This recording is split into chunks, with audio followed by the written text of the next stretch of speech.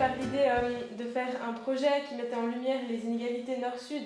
Et donc Alexia voulait absolument faire ça sous forme de livre. Et on s'est dit, mais ce serait trop bien de pouvoir rejouer l'histoire du livre. Et c'est ce qu'on a fait, mais au final, on a pris que la partie jeu. Ça nous a tellement motivés, tellement enjaillés qu'on est parti là-dessus. C'est parti de faire quelques petites cartes de plus en plus complexes jusqu'à arriver à notre jeu qui a des événements et des actions et un plateau et des personnages et des jetons. Les personnages sont donc constitués de plusieurs éléments qui vont arriver aléatoirement.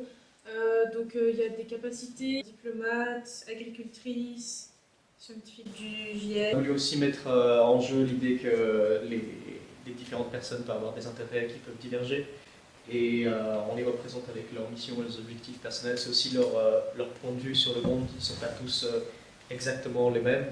Ils ont tous l'idée en commun de vouloir sauver, on va dire, le monde. Mais comment le faire, ils vont un peu diverger.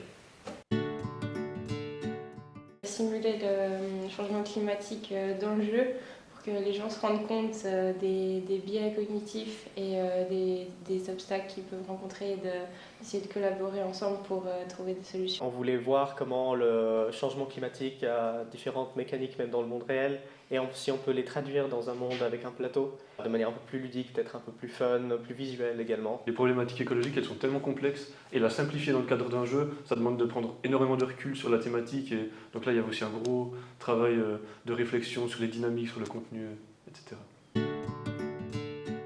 Avant tout, ça se base quand même aussi sur les contenus du cours donnés par les professeurs de la faculté.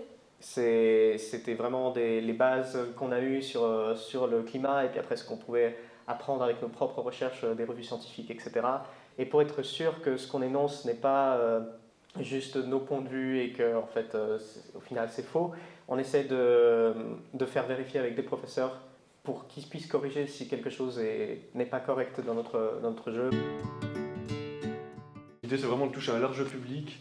On est aussi en contact avec certaines écoles pour le diffuser dans le cadre d'ateliers de sensibilisation et donc pour avoir aussi un retour en termes de pédagogie et aussi des jeunes. Donc vraiment l'idée c'est simplement déjà de passer un bon moment ensemble, peu importe la thématique du jeu. Et pour nous c'est par ce biais-là qu'on va toucher le plus de monde possible et qu'on aura réellement un impact. Plus 1 degré.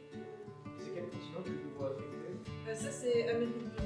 On a monté d'un degré, on va devoir tirer 2 événements à partir de... Ça s'emballe.